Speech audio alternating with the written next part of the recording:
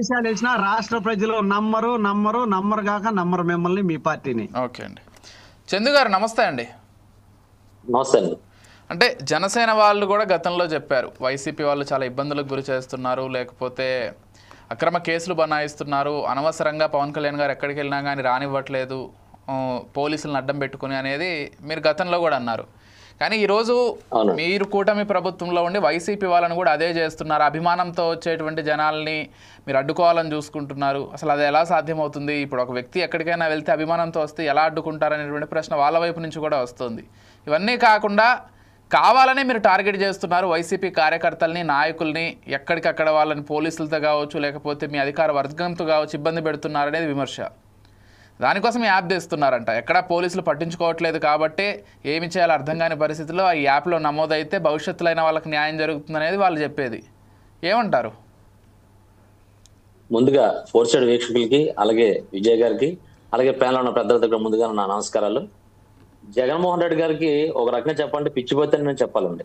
ఎందుకంటే గత ప్రభుత్వంలో అధికారిక సంబంధించి ప్రభుత్వ కార్యాలయాలు అన్ని కూడా ఒక పార్టీ కార్యాలయాలు చేసి ఆ రోజు కేవలం వీళ్ళ పార్టీకి మాత్రమే వాడుకున్నాడు. అదే భ్రమలో ఉన్నాడండి ఇంకా జగన్మోహన్ రెడ్డి. అంటే నేను గతంలో సీఎం కాదు, ఇప్పుడు అలాగే ఉన్నాను, నా అధికారం నడుస్తుందన్న ఆలోచనలో ఈ కూటమి ప్రభుత్వం వచ్చినప్పటికి కూడా ఇంకా ప్రభుత్వ అధికారులు సరిగ్గా పనిచేయట్లేదు అది అన్నాడు. కేవలం ఇతను ఈ డిజిటల్ యాప్ అనేది పెట్టేది కేవలం ఆ కార్యకర్తలను కాపాడుకోవడానికి, అలాగే వాళ్ళ పార్టీ ఎక్కడ చేజారిపోతుందో అని జనాల్లో అతను తెచ్చుకోవడానికి తప్పించి ఈ ఇప్పుడు పెట్టిన డిజిటల్ యాప్ వల్ల అసలు ఏం ఉపయోగం అని కూడా మేము అడుగుతున్నాం. ఈ డిజిటల్ యాప్ లో వ్యక్తిగత కక్షలని, అంటే ఇంకా వైసీపీ నాయకుల్ని కార్యకర్తలు రెచ్చగొట్టే విధంగా, అంటే మీరు గొడవలు చేయండి, ఏదైనా చేయండి, మిమ్మల్ని ఏదైనా దాడి చేస్తే ఆ వీడియోలు క్లిప్పింగ్స్ కూడా దీంట్లో అప్లోడ్ చేస్తే రాష్ట్ర వ్యాప్తంగా ఉంటది. గ్రామాల నుంచి కూడా కమిటీలు వేసి వాళ్ళందరూ కూడా యాప్ అందజేయండి అని చెప్తున్నాడు జగన్మోహన్ రెడ్డి. మరి ఇతను నిజంగా పార్టీ తప్పులేదు, నెక్స్ట్ అధికారంలోకి వస్తుందన్న ఆలోచన ప్రతి పార్టీకి ఉంటుంది. అది గెలుపు ఓటంలో తర్వాత సంగతి పక్కన పెడితే ఈ రోజు ఈ జగన్మోహన్ రెడ్డి చేయాల్సిన పని ఏంటంటే, ఈ ప్రభుత్వంలో కూటమి ప్రభుత్వంలో ఎక్కడైనా సరిగ్గా రోడ్లు లేవు, మీకు ఆ పని చేయట్లేదు, మీ పిల్లలు ఇబ్బంది పెడుతున్నారు, దాన్ని ఫోటో తీసి మన యాప్ లో పెట్టండి, మనం ప్రభుత్వాన్ని ప్రశ్నిద్దాం అని చెయ్యాలి.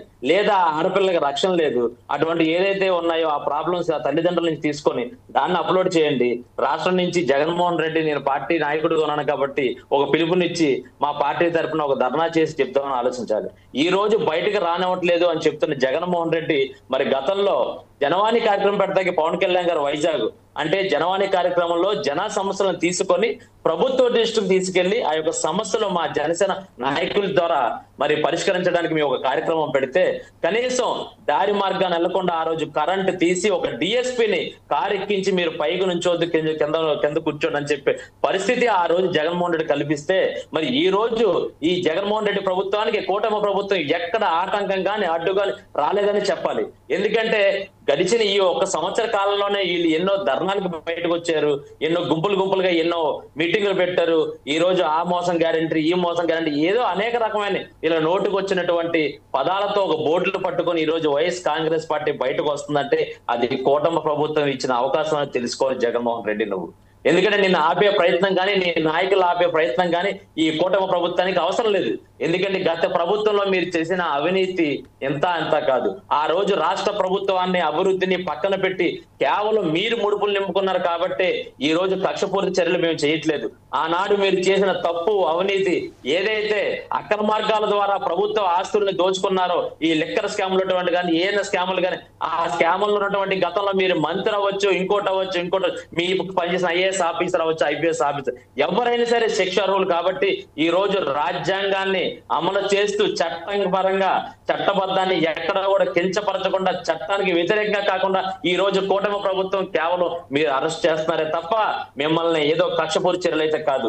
ఈ రోజు రెడ్ బుక్ పాలన తీసుకొచ్చారు, అందుకే మేము డిజిటల్ తీసుకొస్తున్నా అన్నాం. వాస్తవంగా రెడ్ బుక్ పాలన అనేది కూటమి ప్రభుత్వంలో చేయలేదు. అదే రెడ్ బుక్ పాలన కనుక జరిగితే కనుక నిజంగా మీరు అసలు బయటకు వచ్చే పరిస్థితే ఉండదు. మీ నాయకులు ఈ రోజు సోషల్ మీడియాలో తెగ రెచ్చిపోతున్నారు. మరి అవన్నిట్లు కూడా చూస్తుంటే మరి నీకేమైంది? మరి నువ్వు చెప్పాల్సిన బాధ్యత. ఈ డిజిటల్ మీడియాలో మన నాయకులు కూడా ఎక్కడ పడితే అక్కడ మాటలు తూలుతున్నారు, మహిళలపై చేస్తున్నారు. అవి కూడా దీంట్లో పెడితే రేపు పొద్దున మీ నాయకత్వానికి మీరు ఇన్ఛార్జీలు అయితే ఇన్ఛార్జీలుగా మీరు ఏ కార్యకర్త చేస్తే తప్పు చేస్తే మిమ్మల్ని సస్పెండ్ చేసే పరిస్థితి ఏర్పడుతుందని చెప్పాల్సిన జగన్మోహన్ రెడ్డి ఈ రోజు డిజిటల్ యాప్లో ఏదో గొడవలు పెంచుతాము, లేకపోతే వేరే రకంగా నెక్స్ట్ మేము సినిమా చూపిస్తాము. అయ్యా జగన్మోహన్ రెడ్డి, నీకు నిజంగా మేము కక్షపూర్తి చర్యలు ఈ కూటమి ప్రభుత్వం చేస్తే నువ్వు ఎప్పుడో 4 సంవత్సరాల తర్వాత ఒకవేళ అధికారంలోకి వస్తే చూపిస్తానన్న సినిమా ఈ రోజు మేము 70mm లో వేసి మీకు ప్రతి రోజు మీకు చూపించాల్సిన పరిస్థితి అయితే ఉంది.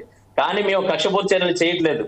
కేవలం ప్రభుత్వాన్ని అధికార పరంగా ఎక్కడ కూడా ఎవరికి ఇబ్బంది పడే లేకుండా అటు విద్యార్థులకు కానీ ఇటు ప్రజలకు కానీ ఇటు ఆడపిల్లలకు కానీ అందరూ మంచి జరగాలని చెప్పి రాష్ట్ర ప్రభుత్వం అనేక రకాలుగా మీరు చేసిన అప్పులు ఉన్నా సరే, ఎక్కడికక్కడ మీరు చేసిన అవినీతి ప్రతి శాఖలో ఉన్నా సరే దానికి అన్నిటినీ కూడా అమలు చేసుకోండి. ఎక్కడికక్కడ ఇవ్వాల్సిన పథకాలని ఒక 2 రోజులు లేట్ అయినా సరే, ఒక నెల 2 నెలలు లేట్ అయినా సరే ఆ పథకాలు ఇచ్చే విధంగా ప్రయాణిస్తుంటే ఈ రోజు ఈ జగన్మోహన్ రెడ్డి కేవలం ఈ జనాన్ని తీసుకురావడం కూడా ఏంటంటే ఈ జనాన్ని తీసుకొచ్చి అక్కడలో కొంతమంది ఒక రౌడీల్ని గుంపులుగా పెట్టి అక్కడ గొడవ వాతావరణం సృష్టించే పరిస్థితి కోసమే కావాలని ఈ జగన్మోహన్ రెడ్డి తీసుకొస్తున్నట్టు.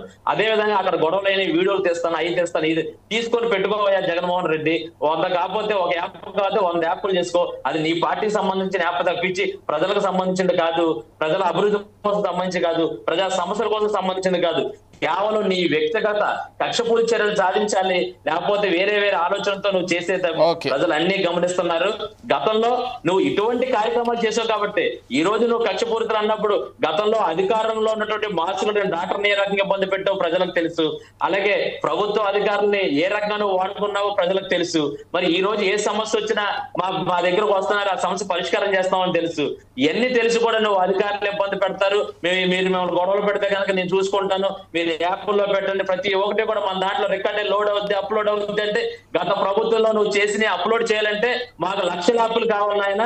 కానీ మరి ఈ రోజు నువ్వు మాట్లాడుతున్న మాటలు చెప్తే చాలా హాస్యాస్పదంగా ఉంది జగన్మోహన్ రెడ్డి. ఒకటి గుర్తుపెట్టుకో, ఈ యాప్ అనేది కేవలం నీ పార్టీ కార్యకర్తలను కాపాడుకోవడానికి తప్ప ప్రజా సంక్షేమం కోసం, ప్రజల సమస్యల పరిష్కారం కోసం అయితే కాదు. మరొకసారి తెలియజేస్తున్నా, జగన్మోహన్ రెడ్డి ఈ కూటమి ప్రభుత్వం కక్ష సాధించలేదు, చేయట్లేదు. మస్తాన్ గారు, అంటే అసలు మీ అభిప్రాయం ఏంటి ప్రస్తుతం గతంలో